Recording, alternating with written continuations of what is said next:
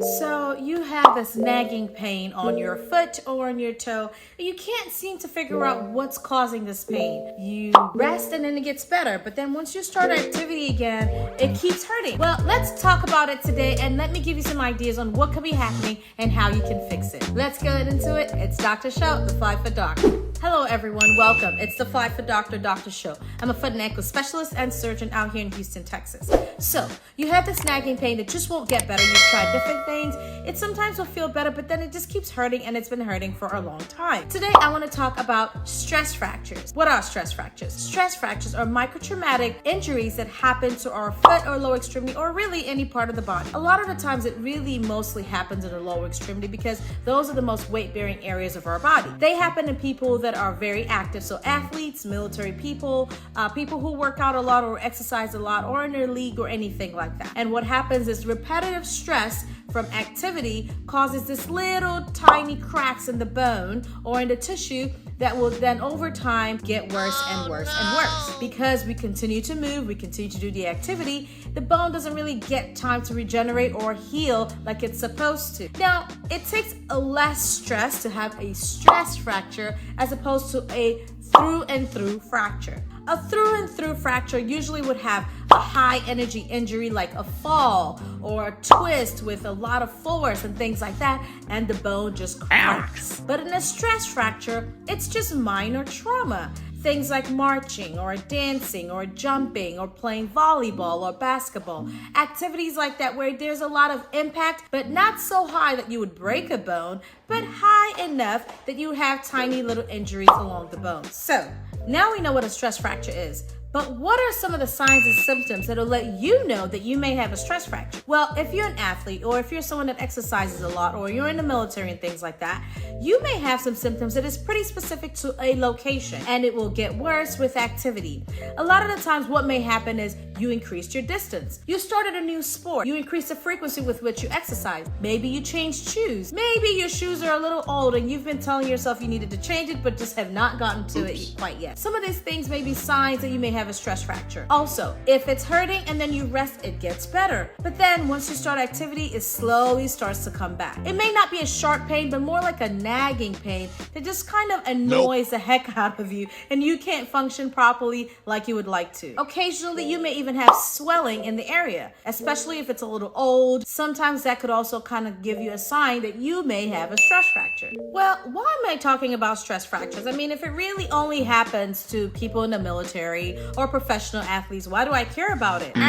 Not quite. If you exercise, even if you just do normal activity, you also can get a stress fracture. Stress fractures, yes, they disproportionately affect people who do these activities on a regular basis and repetitive. However, they can affect anyone. I've had patients who come in the clinic and they just have this nagging pain, and then we do an x-ray and we see that they have a stress fracture. Speaking of x-rays, would you see a stress fracture in an x-ray since it's such a tiny crack like I talked about and not a high impact straight on broken bone crack?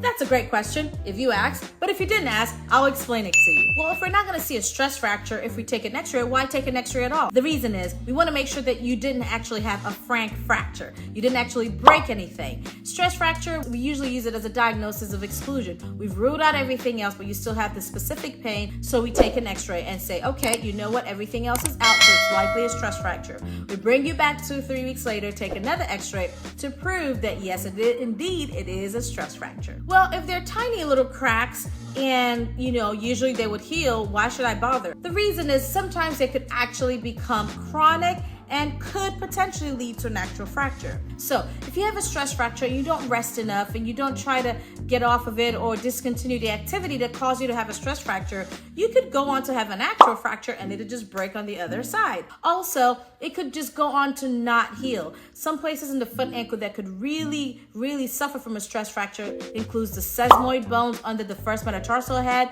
or the fifth metatarsal base or the medial or lateral malleolus, because those areas have tendons tendons and ligaments attached to them that constantly move. And if we're constantly moving without resting it, then it just doesn't have a chance to heal. The bones don't have a chance to come together and kiss each other and heal and keep you pain-free. So that is why we need to be aware of it. If we have a stress fracture, get it taken care of so that we don't have chronic pain and chronic issues and get you back to the activities that you love. So now let's say you already have a stress fracture. What can be done to help it heal and get better? The first and most important thing is discontinuing the activity that caused the stress fracture. So if you're an athlete or if you're someone who exercises a lot and you had an activity that you seem to understand that is causing this stress fracture, you need to take a break from it. Your bone needs to heal. It needs to get better. Taking a break from it includes maybe wearing a fracture boot, staying off of the foot as much as you can, ice and elevating it, and really just giving it time. If you have edema or swelling in the area, compression socks can really also help to keep that swelling down and get you back to feeling normal. Bones typically take about 4 to 6 weeks to heal, so if you can stay off of that impact activity, that high impact activity that'll cause that breakdown,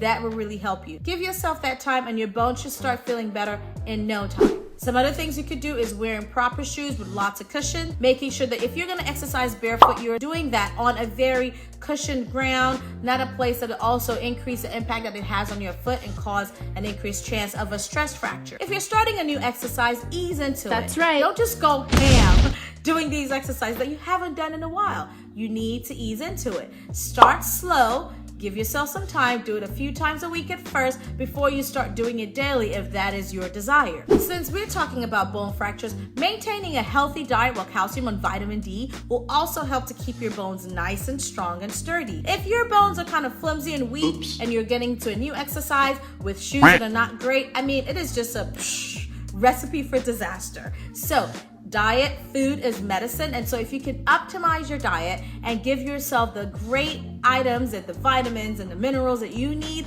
to make your bones nice and strong, that will very much reduce the chances of you getting a stress fracture. And this is for my warriors out there. If you have pain, stop doing what you're doing. If you have increased sharp pain that you've never felt before, especially if you're an athlete and you've been exercising all this while, and all of a sudden you just have this pain that you're just like, where did this pain come from? I've never felt it this bad. Am I really exercising that intensely? Perhaps something's going on. So just pause, hold off on that, and don't do it anymore. I was doing my insanity workout, and I do insanity. I work out pretty, regularly. Yes, and all of a sudden, my knee just started to hurt in this spot that I just did not understand why. Well, guess what? I wouldn't keep jumping and doing my frog jumps like Shaun T tells us to do. I had to stop because I knew that further exercising and having that sharp pain each time I came down and impacted my knee would lead me to probably bigger problems that I didn't want to deal with. So I just stopped. I took a break. I took a few days, I went back to it, and I did it with no problems. So, if you have a sharp pain that is unusual, you've never felt it before, please don't keep doing the activity. Just stop. That's and right. reevaluate and see what's going on. Was it the way you were standing? Was it the way you were jumping? You don't want to worsen any injury that you may be having. So we've come to the end of this video. In this video, we talked about stress fracture, which are fractures that just happen with micro trauma, with repetitive activity. We've talked about some of the signs and symptoms and how you can help it at home, some of the things we do to evaluate for it, and when you should see your doctor if you're not getting better. Out of all of this, which one surprised you the most? Have you seen someone who has a stress fracture? Or do you have a nagging pain that you're just like, I wonder if this is a stress fracture? Leave a comment down below. I'd love to hear all about it. If this is your first time here, it's the Fly for Doctor Show. I'm a foot and ankle specialist and surgeon out here in Houston, Texas. If you want to see me personally for a consultation, please visit our website, www.DeNielFootAndAnkleCenter.com, or give us a call, 832-415-1790. I take care of patients all around the country, and we can set up a virtual consultation and get you some of the questions answered as soon as possible. As always, it's always a pleasure speaking with you guys. I love to hear some of the questions and impact and feedback that you guys give me. If you love this video, would you consider liking this video? Just hit the like button down below. Also, comment any of your questions that you may have or things that you have concerns about or you want cleared up. Also, share this video with some of your friends, colleagues, neighbors, parents, sisters, brothers, anyone that may have lower extremity pain, foot and ankle pain that they want to have answers to. And also, if you love some of these videos, why don't you join our tribe? Hit the subscribe button below, and then let's get you in and you can get all the foot and ankle information and videos that I'll be putting out. If you want me to break down a specific topic or have a specific question that you want me to talk further about, leave a comment down below as well. I'll be able to answer it and create a video about it. If you want to also follow me on my other social media, it's on TikTok and on Instagram. It's also the Fly Foot Doctor. It's not hard to miss. Till next time, thank you so much for sticking with me to the end. I'll see you later. Bye.